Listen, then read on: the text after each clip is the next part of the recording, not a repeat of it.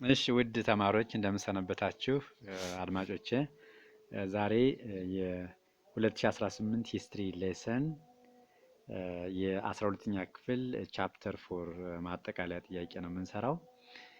ወደ አንደኛው ጥያቄ ስንሄድ one of the following did not happen during the first world war ይላል።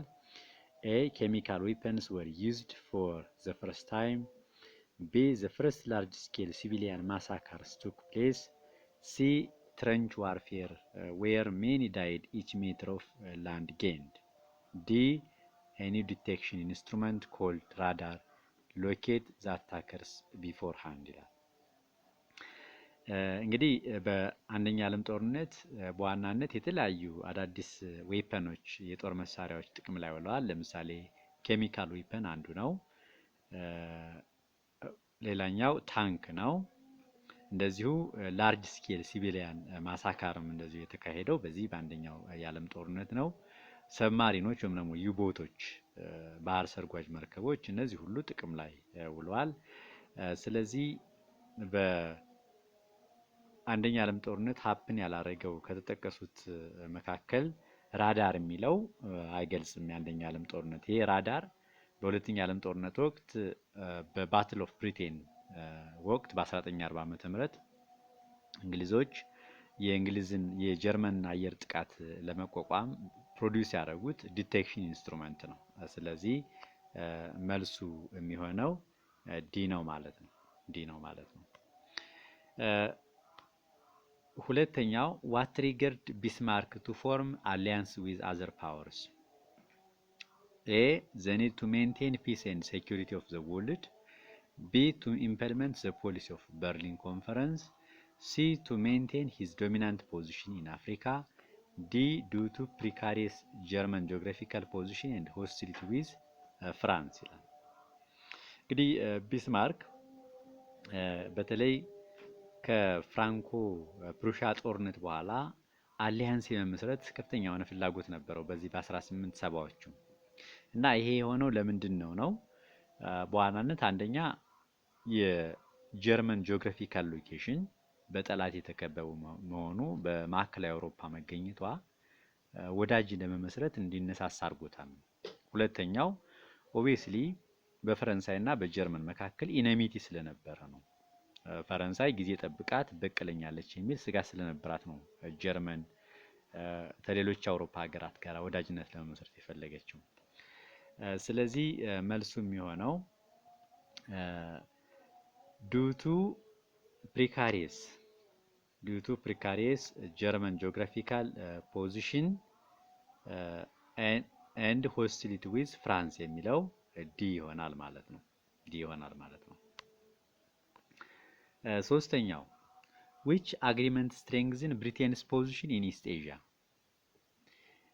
A. The 1904 Entente Cordiale between Britain and France. B. The 1907 Anglo-Russian Entente. C.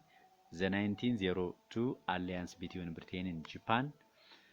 D. The 1882 Triple Alliance between signed with Germany and Austria-Hungary ይላል።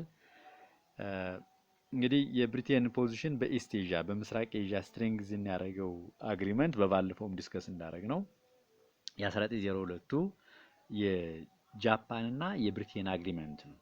የ1902 የጃፓንና የብሪቴን አግሪመንት ነው። ስለዚህ መልሱ የሚሆነው ሲ ነው ማለት ነው። አራተኛ one of the following did not belong to the group in the eve of the first world war? A. ብሪቴን፣ B. ፍራንስ፣ C. ራሽያ፣ D. ጀርመን ይላል። እንግዲህ በአንደኛ ዓለም ጦርነት አሊያንስ ሲስተምን ሁለት ግሩፖችን ልታውቁ ይገባል። አንደኛው ትሪፕል አሊያንስ ነው። ትሪፕል አሊያንስ ኦሪጂናሊ የተመሰረተው በአውስትሪያ ሃንጋሪ እና በጀርመን ነው በ1879 ዓመተ ምህረት ዱዋል አሊያንስን ሲመሰርቱ በኋላ በ1882 ዓመተ ምህረት ኢጣሊ ወደዚህ ስትቀላቀል ትሪፕል አሊያንስ ተብሏል። ትሪፕል አሊያንስ በዋናነት መጀመሪያ ላይ ጀርመን፣ ኢታሊና አውስትሪያ ሃንጋሪን ያካትታል። በኋላ በአንደኛ ዓለም ጦርነት ወቅት ሴንትራል ፓወርስ ተብሏል። ሁለተኛው አሊያንስ ሲስተም ደግሞ ትሪፕል ኢንቴንት የሚባለው ነው። ትሪፕል ኢንቴንት የሚባለው በዋናነት መጀመሪያ አካባቢ ብሪቴን፣ ፍራንስ እና ራሽያን ያካታል። በሂደት ሌሎችን ሀገራት ሲያካትት ሲጨምር እንደዚሁ አላይድ ፓወርስ ተብሏል። ስለዚህ የተጠቀሱት ብሪቴን፣ ፍራንስ እና ራሽያ የትሪፕል ኢንቴንት ሜምበር ናቸው። ጀርመን ግን የትሪፕል አሊያንስ ሜምበር ናት። ስለዚህ መልሱ የሚሆነው ዲ ነው ማለት ነው። ዲ መልስ ይሆናል ማለት ነው።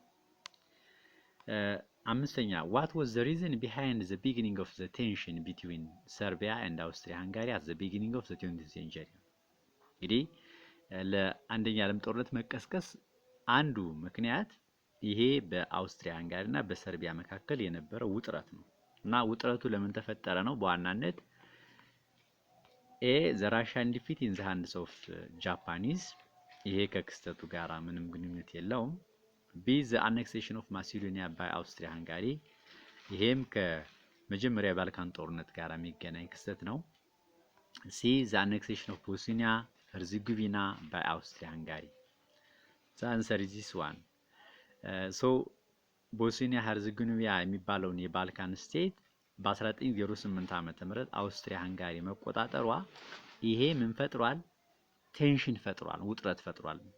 በዋናነት በአውስትሪያ ሃንጋሪ እና በሰርቢያ መካከል እንግዲህ ይሄ ውጥረት ነው የቆየ ሄዶ መጨረሻ ላይ የአውስትሪያ ሃንጋሪው ልዑል ፍራንዝ ፈርዲናንድ በሰርቢያ ብሔርተኛ ጋቬርሎ ሲገደል አንደኛ ዓለም ጦርነት የተቀሰቀሰው። ስለዚህ ሲ መልስ ይሆናል ማለት ነው። ሲ መልስ ይሆናል ማለት ነው። ስድስተኛ what was the black hand? ይህም እንደዚሁ ከአውስትሪያ ሃንጋሪ እና ከሰርቢያ ውጥረት ጋር ይገናኛል። ብላክ ሃንድ ምንድነው ነው? ኤ ኤዲስ ሴክሬት ሶሳይቲ ኢን ሰርቢያ carried out terrorism against Austria Hungary from 1911 onwards ይላል። ልክ ነው። ይሄ ቴሮሪስት ግሩፕ ነው። ሰርቢያ ላይ የተመሰረተ አሸባሪ ግሩፕ ነው። በተለይ የአውስትሪያ ሃንጋሪን ኦፊሻሎች ባለስልጣኖች ላይ ጥቃት ለመሰንዘር የተቋቋመ የሽብር ድርጅት ነው። ጋቬርሎ ፕሪንሲፕ የተባለው በ1914 ዓመተ ምህረት የአውስትሪያ ሃንጋሪ ልዑል ፍራንዝ ፈርዲናንድ የገደለው የዚህ ሽብር ግሩፕ ሜምበር ነበር። በእርግጥ ግድያ የተፈጸመው የቦስኒያው ዋና ከተማ ሳራጃቮ ላይ ነው። ሆኖም ግን ይሄ ወጣት ጋቬርሎ ፕሪንሲፕ የሚባለው የብላክ ሃንድ ሜምበር ነበር። ስለዚህ ሌሎቹ ቢ the name given to strong nationalism movements in Austria Hungary ይላል። ይሄ አይሆንም። ሲ the name given to reconciliation committee between Austria Hungary and Serbia ይሄም አልነበረም። the name given to terrorist groups established in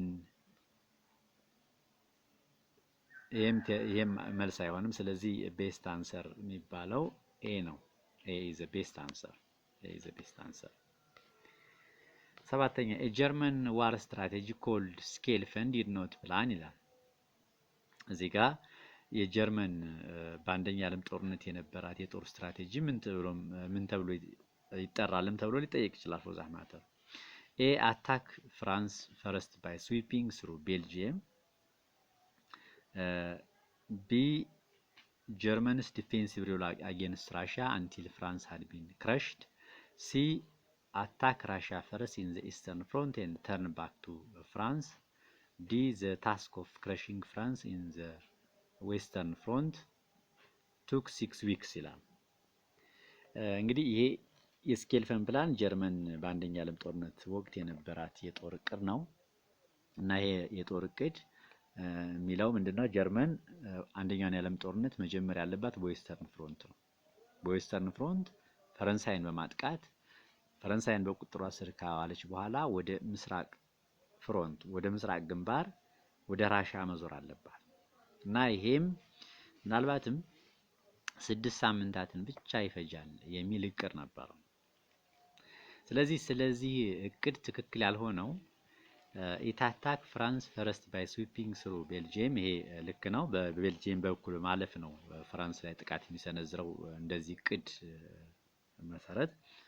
B. Germany's defensive role against Russia until France had been crushed. ፈረንሳይ እስከምትሸነፍ ድረስ የጀርመን የጦር ሰራዊት ፈረንሳይ እንድባቅ እስከሚመታ ድረስ የተወሰነው የጀርመን ሰራዊት ራሽያን መከላከል አለበት የሚል ጀርመን መከላከል አለበት የሚል እንድምታ ያለው ቅር ነው። It attacked Russia first in the eastern front and turned back to France. ይሄ አይሆንም። መጀመሪያ እንደ ስኬልፈን ፕላን ጀርመን ማጥቃት ያለባት ፈረንሳይን ነው በዌስተርን ፍሮንት ስለዚህ መልሱ የሚሆነው ሲ ነው ማለት ነው። ሲ መልስ ይሆናል። ስምንተኛ why Italy joined the triple entente in 1915? እንግዲህ መጀመሪያ የትሪፕል አሊያንስ ሜምበር ነበረች በ1882 ዓመተ ምህረት ኢታሊ። በኋላ ግን ጦርነቱ የአንደኛ ዓለም ጦርነት ከተጀመረ ከአንድ ዓመት በኋላ በ1915 ዓመተ ምህረት ከትሪፕል አሊያንስ ሜምበርነቷ ወጣ ወደ አላይድ ፓወር ተቀላቅላለች። ይሄ ለምን ሆነ ነው? because of the fact that Italy had hostility with Austria Hungary. ከአውስትሪያ ሃንጋሪ ጋር ሆስቲሊቲ ስለነበራት ነው። ኢጣሊ ግዛቶቿ አሁንም በአውስትሪያ ሃንጋሪ ተይዘውብኛል ብላ ቅሬታ ስለነበራት ነው። so ኢታሊ had hostility with Germany, ከጀርመን ጋር ምንም አይነት ሆስቲሊቲ አልነበራትም። ይሄ አይሆንም። B. the land Italy wanted was still occupied by Austria. definitely exact መልስ ይሆናል። C. because the balance of power was shifted in favor of the Allies. balance of power shift ሲያደርግ ኢታሊ ሜምበርሺፕነቷን የቀየረች በሁለተኛ ዓለም ጦርነት ነው። በተለይ ጀርመን ስታሸንፍ በማየት በሁለተኛ ዓለም ጦርነት ወቅት ባላንስ ኦፍ ፓወር ሽፍት ሲያደርግ ኢታሊ ወደ ጦርነቱ ገብታለች። so ባጭሩ ዲም to share the fruits of victory with allied powers ይሄም አይሆንም። ስለዚህ ቢ ነው የሚሆነው። the land Italy wanted was still occupied by Austria የሚለው ቢ መልስ ይሆናል ማለት ነው። ዘጠነኛ which of the following weapons was not used during the first world war? ቅድም ታልነው ጥያቄ ጋር ይመሳሰላል። ታንክስ በአንደኛ ዓለም ጦርነት ለመጀመሪያ ጊዜ ጥቅም ላይ ውሏል። ዩቦትስ እንደዚሁ ወይም ደግሞ ሰብማሪንስ ይባላል። ኬሚካል ዋርፌር እንደዚሁ። ኒውክሊየርስ ይሄ ደግሞ በተለይ በቀዝቃዛ ዓለም ጦርነት ወቅት ጥቅም ላይ የዋለና ያሁኑ በጣም አውዳሚ ጦርነት የሚባለው ነው። ስለዚህ በአንደኛ ዓለም ጦርነት የኒውክሊየር የጦር መሳሪያ ጥቅም ላይ አልዋለም። ስለዚህ መልሱ ዲ ይሆናል ማለት ነው። መልካም። አስረኛው why USA entered into the first world war on April 6, 1970? አሜሪካ ለምንድን ነው ወደ አንደኛ ዓለም ጦርነት የገባቸው ነው? A. due to the failure of USA's attempt to negotiate the two powers. ይሄ ሊሆን አይችልም። ኦፍ ኮርስ አሜሪካ ሁለቱን ኃይሎች ሴንትራል ፓወሮች እና አላይድ ፓወሮችን ኔጎሺየት ለማድረግ ሙከራ አድርጋለች። ቅሉ ግን አልተሳካላትም። so በዚህ ምክንያት አይደለም አሜሪካ የገባቸው። B. to fill the vacuum created as a result of Russian withdrawal. ይሄም አይደለም ራሽያ ስለወጣች አይደለም አሜሪካ ወደ አንደኛ ዓለም ጦርነት የገባቸው። C. due to its sympathy to allied powers. ለአላይድ ፓወሮችም ስለምታዝን አልነበረም። D. due to the attack of USA commercial ships by the Germany submarine warfare. ይሄ ነው መልስ የሚሆነው። የጀርመኖች ሰብማሪን ዋርፌር በአሜሪካን የባህር መርከቦች ላይ ጥቃት በመሰንዘሩ ነው። በዚሁ ዓመተ ምህረት አሜሪካ ቀጥታ በጀርመን ላይ ጦርነት ማወጅ ወደዚህ ጦርነት የገባችው። ስለዚህ ዲ መልስ ይሆናል ማለት ነው። 11ኛው which central power was the first to sign armistice on September 1918? A. ጀርመኒ፣ B. አውስትሪያ ሃንጋሪ፣ C. ቡልጋሪያ፣ D. ኦቶማን ተርኪ። መጀመሪያ የተኩስ አቁም ስምምነት የተፈራረመችዋ ሴንትራል ፓወር ቡልጋሪያ ናት። obviously ቡልጋሪያ was the first. of course ሌሎችም ሴንትራል ፓወሮች በተለያየ ቦታ የተለያየ ሰላም ስምምነት ከአላይድ ፓወሮች ጋራ ተፈራርመዋል። 12ኛ one of the following is not true about effects of the first world war. it brought the collapse of all empires. ይሄ ልክ ነው። the first world war የተለያዩ ኢምፓየሮችን ኢንድ አድርጓል፣ ኮላፕስ እንዲያደርጉ አድርጓል። ለምሳሌ የራሽያን ኢምፓየር፣ የኦቶማን ተርኪሽ ኢምፓየር፣ የአውስትሪያ ሃንጋሪ ኢምፓየር፣ የጀርመን ኢምፓየር፣ እነዚህ ሁሉ ኢምፓየሮች ሙሉ በሙሉ ኮላፕስ አድርገዋል፣ ወድቀዋል። ቢ ኢት ኢግናይትድ ዘ ራሽያ ሪቮሉሽን። የራሽያ ሪቮሉሽንም አንዱ መሰረታዊ ምክንያቱ ይሄ የአንደኛ ዓለም ጦርነት ነው። በተለይ የፌብሩዋሪ ሪቮሉሽን ብሮክ አውት ያደረገው ራሽያ በነበራት ሽንፈት ምክንያት ነው። ሲ ኢት ሊድ ቱ ዘ ኮልድ ዋር ስታንድ ኦፍ ቢትዊን ሶቪየት ዩኒየን ኤንድ ዩናይትድ ስቴትስ። የቀዝቃዛ ዓለም ጦርነት መቀስቀስም ምናልባትም ከሁለተኛ ዓለም ጦርነት ነው በኋላ ነው በእርግጥ የቀዝቃዛ ዓለም ጦርነት እንትን ያለው።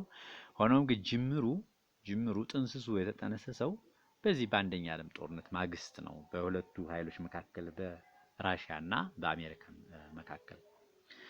ዲ ኢት ሌድ ዘ ቤዝ ፎር ላስቲንግ ፒስ ኤንድ ኢኮኖሚክ ስቴቢሊቲ ኢን ዘ ወርልድ።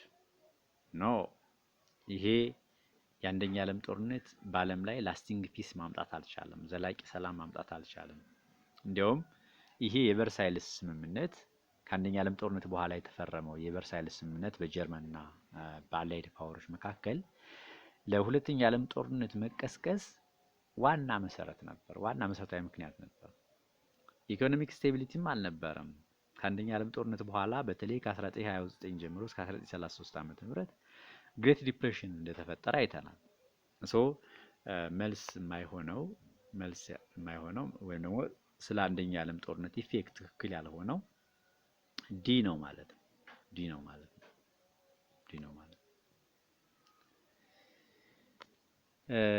13ኛ which of the following peace treaties signed at the end of the First World War was wrongly matched?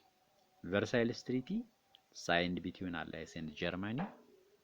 ልክ ነው። ቨርሳይልስ ትሪቲ በ1919 ዓ.ም በጀርመን እና በአላይድ ፓወሮች በአላይስ መካከል የተፈረመ የሰላም ስምምነት ነው። ኮሬክት ነው። ሴቨርስ ትሪቲ ሳይንድ ቢትዊን አላይስ ኤንድ ቡልጋሪያ። ኖ ሴቨርስ ትሪቲ በአላይድ ፓወሮች እና በተርኪ መካከል የተፈረመ የሰላም ስምምነት ነው። ስለዚህ ይሄ ትክክል አይደለም። ሴንት ጀርመን ትሪቲ ሳይንድ ቢትዊን አላይስ ኤንድ አውስትሪያ ሃንጋሪ ልክ ነው። ዲ ትሪያኖን ትሪቲ ሳይንድ ቢትዊን አላይስ ኤንድ ሃንጋሪ ይሄም ልክ ነው። ስለዚህ መልስ የሚሆነው ቢ ነው ማለት ነው። ቢ ትክክል አይደለም፣ ሌሎቹ ግን ትክክል ናቸው። 14ኛ following the First World War German colonies in the Pacific were given to A Britain, B France, C Japan, D Austria። የጀርመን ኮሎኒ ፓሲፊክ እና ኤዥያ ላይ ለጃፓን የተሰጠው ከአንደኛ ዓለም ጦርነት በኋላ። ኦፍ ኮርስ ጀርመን አፍሪካ ውስጥ የነበራት ቅኝ ግዛት ደግሞ ለብሪቴንና ለፈረንሳይ ተሰጥቷል። በዋናነት ፓሲፊክ አካባቢ የነበራት ቅኝ ግዛት ለጃፓን ነው የተሰጠው። ስለዚህ መልሱ የሚሆነው ሲ ነው ማለት ነው። 15ኛ which failure seriously weakened the credibility of League of Nations? A excluding USA as its member። እዚህ ጋር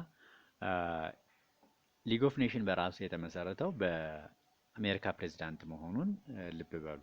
በተደጋጋሚ ይጠይቃል። ማን የመሰረተው ይባል። ውድሮ ዊልሰን የተባለው የአሜሪካ ፕሬዝዳንት ነው የመሰረተው እና ይሄ ሊግ ኦፍ ኔሽን ለምን ተመሰረተም የሚል ጥያቄ ሊጠይቅ ይችላል። ዋናው ዓላማው ቱ ፕሪቬንት ዘ ወርልድ ዋርስ የዓለምን ጦርነት ወይም ደግሞ ድጋሚ አውዳሚ ጦርነት እንዳይከሰት ለማድረግ ነው።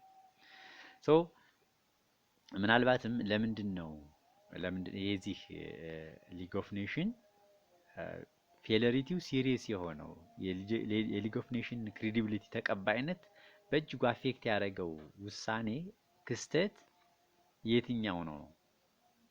አሜሪካን አለመካተቱ አይደለም። ቢ ዲድ ኖት ኢንክሉድ ራሽያ ኤንድ ጀርመኒ አት ዘ ቢጊኒንግ። በእርግጥ ጀርመን እስከ 1926 ዓ.ም ድረስ፣ ራሽያ እስከ 34 ዓ.ም ድረስ የሊግ ኦፍ ኔሽን አባል አልነበሩም። ልክ ነው። ሶልቭ ቦርደር ኮንፍሊክትስ አመንግ ኔሽንስ። ይሄ የሊግ ኦፍ ኔሽን ሰክሰስ ነው። በተወሰነ መልኩ የቦርደር ኮንፍሊክቶችን ሶልቭ ማድረግ ችሏል ሊግ ኦፍ ኔሽን። ዲ ፌለር ቱ ስቶፕ ጃፓኒዝ ኤንድ ኢጣሊያን አግሬሽንስ። ይሄ ነው የሊግ ኦፍ ኔሽን ክሬዲቢሊቲ ተቀባይነት ደካማ መሆኑን ያረጋገጠው ክስተት ይሄ ነው። የጃፓንን ወረራ ጃፓን ማንቹሪያን በ1931 ስትወር ምንም አይነት እርምጃ አለመውሰዱ፣ የኢጣሊያን ወረራ በኢትዮጵያ ላይ የነበራትን ወረራ ማቆም አለመቻሉ የሊግ ኦፍ ኔሽን ፌለር ነው ወይም የሊግ ኦፍ ኔሽንን ክሬዲቢሊቲ ተቀባይነት ያሳጣ ዋና ክስተት ነው ማለት ነው። ስለዚህ ዲ መልስ ይሆናል። 16ኛው one of the following is not true about Russian revolution of 1970. ራሽያ በ1917 ዓመተ ምህረት ሁለት ሪቮሉሽን እንዳስተናገደች ልብ በሉ። የመጀመሪያ ፌብሩዋሪ ሪቮሉሽን ነው። በፌብሩዋሪ ሪቮሉሽን ባጭሩ የራሽያ ዛሪስት ገቨርንመንት ኒኮላስ ሰከንድ ተወግዶ በራሽያ ፕሮቪዥናል ገቨርንመንት ጊዜያዊ መንግስት የተመሰረተበት ታላቅ አብዮት ነው። እንደገና ይሄ ጊዜያዊ መንግስቱ የራሽያን የቆየ ማህበራዊ፣ ፖለቲካዊ እና ኢኮኖሚያዊ ፕሮብለሞች ሶልቭ ባለማድረጉ ምክንያት ድጋሜ በኦክቶበር 1917 ዓ.ም ሌላ ሪቮሉሽን ተካሂዷል እና በዚህ ሪቮሉሽን በዋናነት ቦልሼቪኮች ስልጣን ላይ በመውጣት ራሽያን የመጀመሪያው ኮሚኒስት ስቴት በዓለም ላይ የመጀመሪያ ኮሚኒስት ስቴት ያደረጉበት ታላቅ አብዮት ነው። ስለ ራሽያ ሪቮሉሽን ትክክል ያልሆነው ነው የሚለው the revolution was not caused by political, social and economic problems. The revolution was caused by political, social and economic problems ነው የሚለው ልክ ነው። እነዚህ ማህበራዊ፣ ፖለቲካዊ እና ኢኮኖሚያዊ ችግሮች ለራሽያ ሪቮሉሽን መሰረታዊ ምክንያቶች ተደርገው ይወሰዳሉ። B the autocracy of Tsar Nicholas II was removed from power by February revolution ልክ ነው። In the October revolution the Bolsheviks seized power ይህም ልክ ነው። ዲ unlike the Bolshevik party the Menshevik wanted cooperation with other political parties. ይሄም በእርግጥ ልክ ነው። በዋናነት ይህን ጥያቄ ያወጣሁትኝ የቦልሼቪክ ፓርቲዎች እና የሜንሼቪክ ፓርቲዎች መሰረታዊ ልዩነት ፎከስ ለማድረግ ነው እና ልዩነታቸው ምንድን ነው? ሜንሼቪኮች they wanted cooperation with ፖለቲካል ፓርቲስ አዘር ፖለቲካል ፓርቲስ። ቦልሼቪኮች ደግሞ ከሌሎች ፖለቲካ ፓርቲዎች ጋር ኮኦፕሬሽን መፍጠር አይፈልጉም። ስለዚህ ይሄንን ምን ብለን እናስተካክለው? ላይክ ብለን ጥያቄውን እንትን ብንለው ተመሳሳይ እንትን መልስ ይሆናል ማለት ላይክ the Bolshevik party the Mensheviks wanted cooperation with other political parties ቢሆን ይሄ ኤግዛክት አንሰር ይሆናል ማለት ነው። ኤግዛክት አንሰር ይሆናል። ባጭሩ ኮንሰፕቱ እንድትረዱት ነው በዋናነት ነው የምፈልገው። እነዚህ ሁለቱ የፖለቲካ ፓርቲዎች ሜንሼቪክስ ማለት ማይኖሪቲ ማለት ነው። ቦልሼቪክስ ማለት ደግሞ ማጆሪቲ ማለት ነው። እነዚህ ሁለቱ የራሽያ የፖለቲካ ፓርቲዎች የማን የተባለው የፖለቲካ አባል ናቸው የሚለውንም ያዙ። የራሽያን ሶሻል ዴሞክራቲክ ሌበር ፓርቲ ሜምበር ናቸው። መሰረታዊ ልዩነታቸው ቦልሼቪኮች ከሌሎች የፖለቲካ ፓርቲዎች ጋር ከሌሎች ሶሻሊስት ፖለቲካ ፓርቲዎች ጋር ምንም አይነት ኮኦፕሬሽን አይፈልጉም። ሜንሼቪኮች ደግሞ ከሌሎች የፖለቲካ ፓርቲዎች ጋር ኮኦፕሬሽን የሚፈልጉ ናቸው። እነዛኞች ስትሪክት የሆነ ሜምበርሺፕ ነው ሰፖርት የሚያደርጉት ቦልሼቪኮች። እነዛ ደግሞ ኦፕን ሜምበርሺፕ ከሌሎች ጋር አብሮ የመስራት ዝንባሌ የነበራቸው የፖለቲካ ፓርቲዎች ናቸው ሜንሼቪኮች። 17ኛው what was the major issue of the interwar capitalist economy? ኢንተርዋር ፔሪየድ የሚባለው ከ1919 እስከ 1939 ዓመተ ምህረት ማለትም ከአንደኛ ዓለም ጦርነት በኋላ እና ከሁለተኛ ዓለም ጦርነት በፊት ያለውን ፔሪየድ እንደሆነ አይተናል። እና በዚህ ወቅት የነበረው የአውሮፓ የካፒታሊስት ኢኮኖሚ የዓለም የካፒታሊስት ኢኮኖሚ ዋናው መገለጫው ምን ነው? ግሬት ዲፕሬሽን ነው። ታላቁ የኢኮኖሚ ዝቅጠት ነው። እዚህ ጋር እየይዛችሁ የግሬት ዲፕሬሽን መሰረታዊ ኮዙ ምንድነው? ቤዚክ ኮዙ ምንድነው የሚለውን እንድታውቁ ይገባል። ቤዚክ ኮዙ ምንድነው? the decline in international trade የዓለም የንግድ እንቅስቃሴ መዳከም ነው። በዓለም ላይ ምን አመጣል? ኢንፍሌሽን አመጣል፣ አንኤምፕሎይመንት አመጣል፣ የፖለቲካል ክራይሲስ እንዲፈጠር አድርጓል። ብዙ ኮንሲኩዌንሶችን ያመጣው። ስለዚህ what was the major issue of the interwar capitalist economy የሚለው ካፒታሊስት ኢኮኖሚ ስለሚል ግሬት ዲፕሬሽን መልስ ይሆናል ማለት ነው። ኮርስ ፋሺዝም፣ ናዚዝም እነዚህ ፖለቲካል እንቅስቃሴዎች ስለሆኑ ነው እንጂ ከአንደኛ ዓለም ጦርነት በኋላ የመጡ ጉዳዮች ናቸው። መርካንታሊዝም ከዛ በፊት የነበረ የኢኮኖሚ ፍልስፍና ነው። The major catalyst for the rise of fascism was Second World War, First World War, and the New Deal capitalism. ያው የፋሺዝም ገቨርንመንት ራይዝ እንዲያደርግ ዋናው ካታሊስት የሚባለው የአንደኛ ዓለም ጦርነት ነው። ከአንደኛ ዓለም ጦርነት በኋላ የነበረው ማህበራዊ፣ ኢኮኖሚያዊና ፖለቲካዊ ቀውስ ፋሺስቶች ከፍተኛ የሆነ ድጋፍ እንዲያገኙ ረድቷቸዋል። ፋሺስቶች ስልጣን ላይ ወጡ። ኒው ዲል ምንድነው? ሰከንድ ወርልድ ዋር አይሆንም። ሰከንድ ወርልድ ዋር የተፈጠረው በፋሺስቶች እንቅስቃሴ አማካኝነት ነው። ቢ ፈርስት ወርልድ ዋር ልክ ነው። ኒው ዲል ምንድነው? አሜሪካ ግሬት ዲፕሬሽንን ሶልቭ ለማድረግ የወሰደችው ኢንትሮዲዩስ ያደረገችው ፕሮግራም ነው። ሮዝቬልት የተባለው የአሜሪካ ፕሬዝዳንት ኢንትሮዲዩስ ያደረገው። ካፒታሊዝም ይሄ አይሆንም። ስለዚህ ፈርስት ወርልድ ዋር የሚለው መልስ ይሆናል ማለት ነው። ቢ። መልካም 19ኛው ዋን ኢዝ ኖት አመንግ ዘ ካራክተራይዚንግ ፊቸርስ ኦፍ ፋሺዝም። እንግዲህ ፋሺዝም በኢጣሊ ያለ ተርም ነው። ሆኖም ግን በጀርመን የነበረው ናዚዝም ተመሳሳይ ባህሪ ያለው፣ በጃፓን የነበረው ሚሊታሪዝም ተመሳሳይ ባህሪ ያለው ፋሺስት እንላቸዋለን። እንዳጠቃላይ ተመሳሳይ ባህሪ ስላላቸው ፋሺዝም የሚለው የጀርመኑን ናዚዝም የጃፓኑን ሚሊታሪዝም ሪፈር ያደርጋል። እና ባህሪያቸው ምንድነው? አግሬሲቭ ናሽናሊዝም ኦብቪየስሊ በትክክል ናሽናሊዝም ከፍተኛ የሆነ ኤክስትሪም ናሽናሊዝም ጫፍ የረገጠ የብሔርተኝነት አስተሳሰብ አክራሪነት ታይባቸዋል። ስቴት ኮንትሮል ኦቨር ሚንስ ኦፍ ኮሚኒኬሽን በፋሺዝም የመንግስት ስርዓት ሚንስ ኦፍ ኮሚኒኬሽኖች ማለትም ሬዲዮ፣ ቴሌቪዥን፣ ኢቨን ቲያትርስ፣ ፊልምስ፣ ማጋዚንስ፣ ቡክስ እነዚህ ሁሉ በመንግስት ቁጥጥር ስር ነው ያሉት። የመንግስት ዋና የፕሮፓጋንዳ ሚንስ ሆነው ያገለግላሉ። እንደገና ዜር አንደር ዘ ኮንትሮል ኦፍ ዘ ስቴት። ልክ ነው።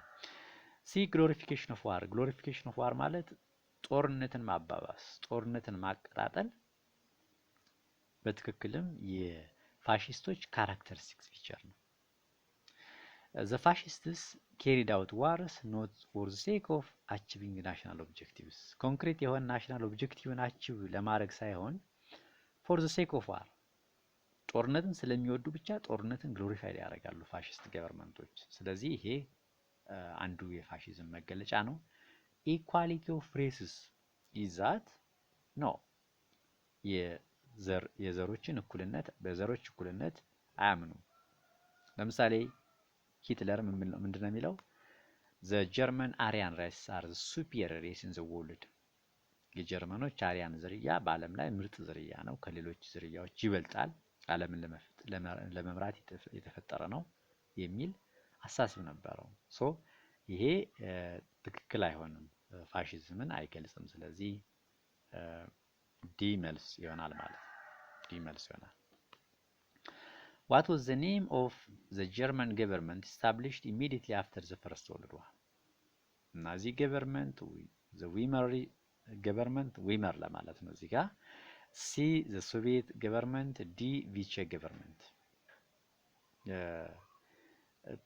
አንደኛ ዓለም ጦርነት በኋላ እንግዲህ በአንደኛ ዓለም ጦርነት ጀርመን ስትሸነፍ ዊልሄልም የተባለው የጀርመን ቄሳር ወይም ደግሞ ኤምፐረር ፍሊድ አድርጓል፣ ከሀገር ኮብሏል። ወዲያውኑ ከአንደኛ ዓለም ጦርነት ማግስት በጀርመን የተመሰረተው ገቨርንመንት ዊመር ሪፐብሊክ ይባላል። ይህ ዊመር ሪፐብሊክ በጣም ደካማ መንግስት ነበረ። በዛ ምክንያት በጀርመን ከፍተኛ የሆነ ማህበራዊና ፖለቲካዊ ኢኮኖሚያዊ ቀውስ አፒር አድርጓል።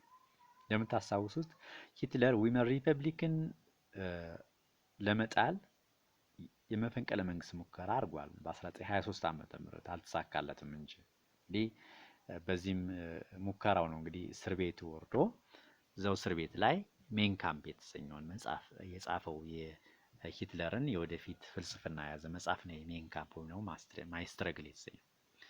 ስለዚህ በአጭሩ ከአንደኛ ዓለም ጦርነት በኋላ በጀርመን የተመሰረተው የጀርመን መንግስት ስያሜ ዊመር ሪፐብሊክ ይባላል። ዊመር ሪፐብሊክ ይባላል። መልሱ ቢ ይሆናል ማለት ነው።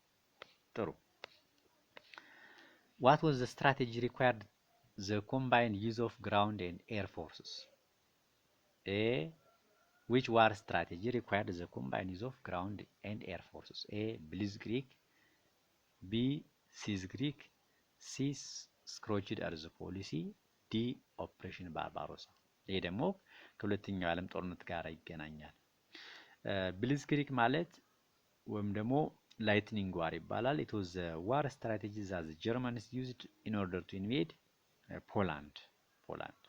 ፖላንድን ለመውረር ጀርመኖች የተጠቀሙት የጦር ስትራቴጂ ነው። የመብረቅ ጦርነት ይባላል። በዋናነት it was a combined use of ground and air forces የአየር ኃይልና የመሬት ኃይልን በማስተባበር በአጭር ጊዜ ፖላንድን የመውረር የጦር ስትራቴጂ ነው ብሊትዝክሪግ። ስለዚህ ኤ መልስ ይሆናል። ሲዝክሪግ ማለት ጦርነቱ ከተጀመረ ለሚቀጥሉት 7 ወራት በዌስተርን ፍሮንት ምንም አይነት ጦርነት አልነበረም። በጀርመን በአንድ በኩል በሌላ በኩል ደግሞ በብሪቴንና በፈረንሳይ መካከል ዘንድ ይሄ በዌስተርን ፍሮንት ምንም አይነት ጦርነት ያልነበረበት ሁኔታ ሲዝክሪግ ይባላል። ሲቲንግ ዋር ማለት ነው። ጦርነቱ አለ ግን አልተቀሰቀሰም፣ አልተካሄደም። ስክሮችድ እርዝ ፖሊሲ በ1941 ዓመተ ምህረት የጀርመን ሰራዊት ራሻን ሲወር የራሻ ህዝቦች የሶቪየት ህዝቦች የራሻን ከተሞች በማውደም እንዳልነበሩ በማድረግ ስልታዊ ማፈግፈግ ያካሄዱበት ፖሊሲ ነው። ዲስትራክሽን ኦፍ ኤቭሪቲንግ ዛት ኩድ ቢ ዩዝድ ባይ ዘ ኢንቬደርስ ጠላት ሊጠቀምባቸው የሚችሉ ነገሮችን በማውደም ስኬፕ ያደረጉበት ፖሊሲ ነው። ስክሮችድ እርዝ ፖሊሲ። ኦፕሬሽን ባርባሮሳ ጀርመን ሶቪየት ህብረትን ለመውረር የተጠቀመችው ዘመቻ ስያሜ ነው ኦፕሬሽን ባርባሮሳ ማለት። ስለዚህ መልሱ የሚሆነው ኤ ነው። ኤ ብሊትዝክሪግ መልስ ይሆናል ማለት ነው።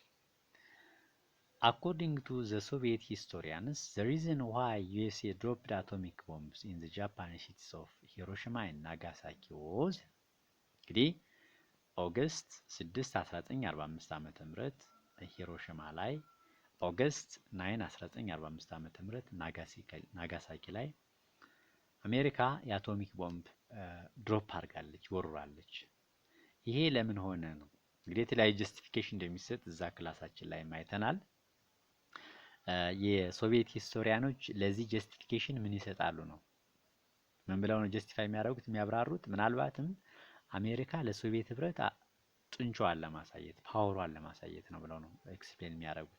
አሜሪካኖች ምንድነው ብለው እንትን የሚሉት በተለይ ሄሪ ትሩማን የሚለው ምንድነው የአሜሪካ ፕሬዝዳንት ቱ ሰረንደር ዘ ጃፓኒዝ ቬሪ ኩዊክሊ ነው። ዋናው ሪዝኑ ጃፓኖችን በአጭር ጊዜ ድባቅ ለመምታት እጅ እንዲሰጡ ለማስቻል ነው ይሄ አቶሚክ ቦምብ የተወረወረው ብሎ ነው የሚያብራራ። ሆኖም ግን የሶቪየት ሂስቶሪያኖች ከዚህ በተቃራኒው ለራሽያ አቅሟን ለማሳየት ነው ብለው ነው ኤክስፕሌን የሚያደርጉት። ስለዚህ ቱ ዲሞንስትሬት ኢትስ ፓወር ቱ ሶቪየትስ የሚለው ቢ መልስ ይሆናል ማለት ነው። ቢ መልስ ይሆናል ማለት ነው። ስለዚህ ምናልባትም ቻፕተሩን ሪቫይዝ ለማድረግ የሚጠቅማችሁ 22 ጥያቄዎች እነዚህን አዘጋጅቼ በዛሬው ሌሰን አቅርቤያለሁ። ቻናሉ ከተመቻችሁ ላይክ፣ ሰብስክራይብ እና ሼር አድርጉት። ስለነበረን ጊዜ አመሰግናለሁ። ምናልባት እነዚህን ጥያቄዎች ቴሌግራም ቻናሌ ላይ 2018 ሂስትሪ ሌሰን ብላችሁ ሰርች በማድረግ ማግኘት ትችላላችሁ። አመሰግናለሁ። መልካም ጊዜ